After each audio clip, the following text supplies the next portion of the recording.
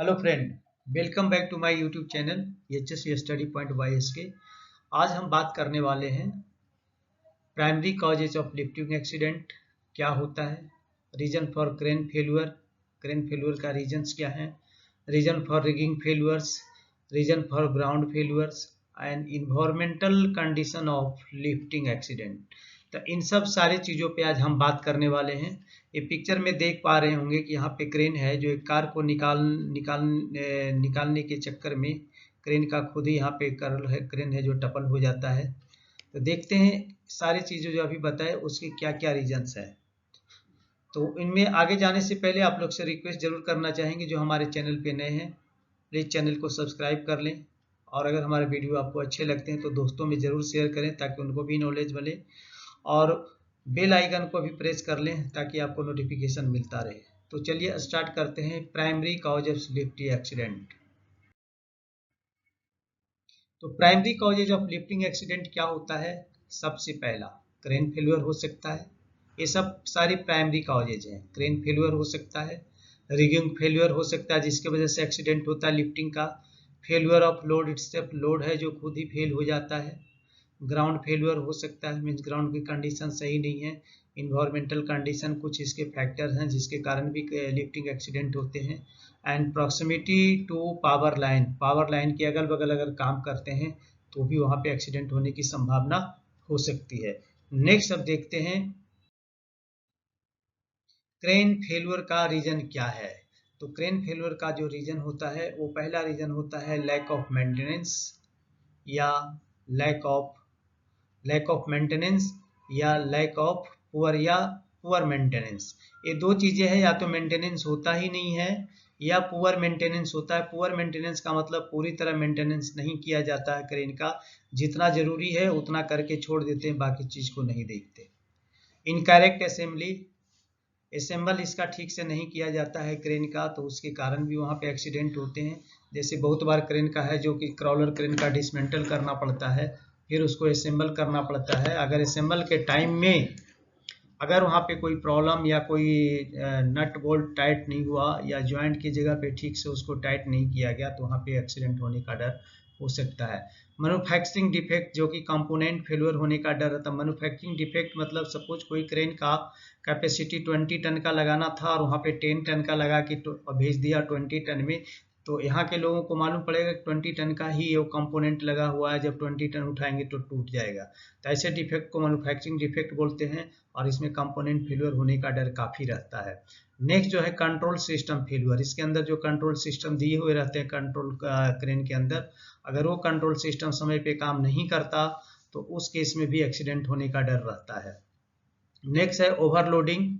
Overloading का मतलब हुआ कि operation outside of manufacturing recommendation. Manufacturer ने जो रिकमेंड किया है उससे आगे बढ़ के है जो कि लोड को उठाना, ओवरलोडिंग का। जैसे मैन्युफैक्चरर ने बोला 15 टन ही उठेगा और यहाँ ऑपरेशन के टाइम में 20 टन उठाने की कोशिश किया जाता तो वो हो गया ओवरलोडिंग, और यह जो मैन्युफैक्चरिंग के रिकमेंडेशन को वायलेट किया जाता है जिसके कारण यहाँ पे क्रेन फेल्यूर होता है। और नेक्स्ट जो और लास्ट है ह्यूमन फेल्यूर, जो सबसे बड़ा फैक्टर है। ह्यूमन की बार बार गलती करने से क्रेन का एक्सीडेंट होता है, बहुत बड़ा एक्सीडेंट होता है। कई एग्जाम्पल भी आपके सामने आया होगा और आपने देखा होगा कि यहाँ क्रेन का जो एक्सीडेंट का रीजन जो है वो ह्यूमन फेल्यूर था। नेक्स्ट देखते हैं रिगिंग फेल्यूर। अब रिगिंग फेल्यूर क्या है?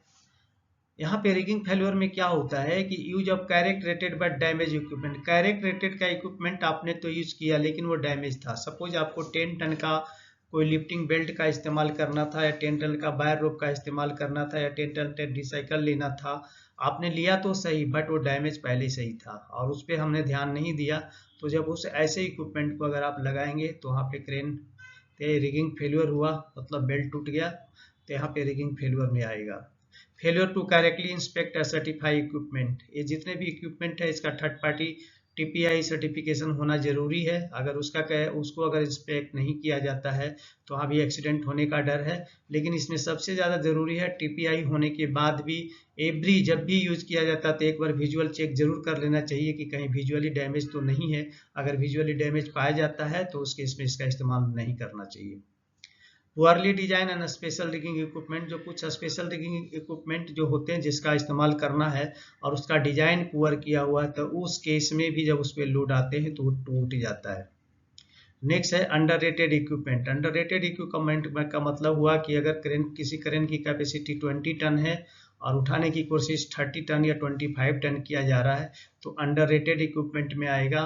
तो यहाँ पे अगर किसी भी स्लिंग का या डिसाइकल का या बेल्ट का किसी का भी अगर कैपेसिटी 10 टन उठाने का 15 टन उठाने की कोशिश करेंगे तो ऐसे इक्विपमेंट अंडररेटेड इक्विपमेंट में आएगा, और अगर ये किया जाता है तो वहाँ पे रिगिंग फेल्योर होगा और एक्सीडेंट, लिफ्टिंग एक्सीडेंट हो जाएगा। नेक्स्ट देखते हैं रीजन फॉर ग्राउंड फेल्यूर। अब ग्राउंड फेल्यूर के क्या क्या रीजन्स हो सकते हैं। एक बहुत बड़ा फैक्टर है कि ग्राउंड फेल्यूर क्यों होता है। ये क्वेश्चन भी आते हैं, लोग पूछते हैं जब भी आप इंटरव्यू में जाएंगे। तो सबसे पहले failure to accept the load impact into the ground.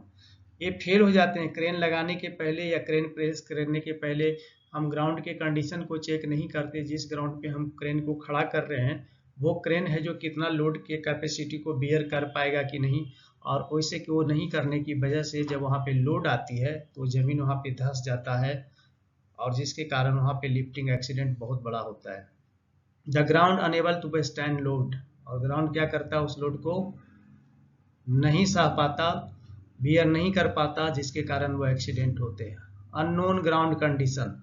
अब अननोन ग्राउंड कंडीशन अगर कहीं पे भी क्रेन प्लेस करना है हैवी लोड उठाने के लिए, किसी भी तरह के लोड को उठाने के लिए, तो सबसे पहले ग्राउंड के कंडीशन को देखना है कि उसके अंदर से कोई यूटिलिटी लाइन क्रॉस नहीं, जैसे पाइप का, पानी का पाइप का लाइन जा रहा है या कोई और लाइन जा रहा है, अगर उस पर हैवी लोड देंगे तो क्या होगा, टूट जाएगा और वो अचानक धंस जाएगा, और उसके कारण वहाँ पे बहुत बड़ा एक्सीडेंट होने का, हादसा होने का डर है। Locating too close to trench, या लोग क्रेन जहाँ पे हम अभी लोड उठा रहे हैं और वो किसी भी ट्रेंच या एक्सवेटेड एरिया के काफ़ी क्लोज में खड़ा करके विदाउट चेक किए हुए कि इसका इम्पैक्ट कहाँ तक जाएगा, लोड लेने के बाद उसको नज़रअंदाज करके अगर हम इस तरह के काम वहाँ पे करते हैं या किया जाता है तो वहाँ पे एक्सीडेंट होने का डर हो जाता है, जैसे कि एक्सवेशन एरिया हुआ ये सब। तो इन सब चीज़ों को देखना बहुत ही ज़रूरी है। एक ये सारी जो चीज़ें हैं ये मेजर रीजन होता है एक्सीडेंट का। अब लास्ट जो है इन्वायरमेंटल कंडीशन में कॉज इश्यूज, तो इसके कारण कुछ इन्वायरमेंटल कंडीशन भी होते हैं जिसके कारण यहाँ पे एक्सीडेंट हो, जैसे हाई विंड।